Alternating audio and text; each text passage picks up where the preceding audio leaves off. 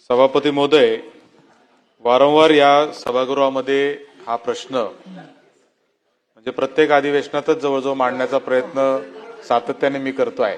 समृद्धीने येता आणि समृद्धीवर प्रश्न विचार म्हणजे समृद्धी महामार्ग, हिंदू हृदय सम्राट बाळासाहेब ठाकरे समृद्धी महामार्ग जो आहे हा आपल्या महाराष्ट्राला या अलीकडच्या काळात झालेला एक सर्वोत्तम असा इन्फ्रास्ट्रक्चर प्रोजेक्ट आहे असं मी मानतो।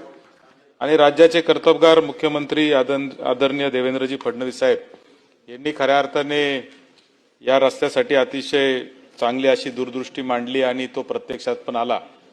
आता त्या रस्त्यावरून जात असताना अशी परिस्थिती आहे की समृद्धी महामार्ग म्हणजे एसएल वर्ड सारखा असा उड्या मारत मारत गाड्या जातात अशी परिस्थिती त्या समृद्धी महामार्गाची झालेली आहे। आणि म्हणजे व्हायब्रेटर लावले की काय त्या रस्त्यामध्ये अशी परिस्थिती आहे। इतक्या बोगस क्वालिटीचा रस्ता खऱ्या अर्थाने तो झालेला आहे।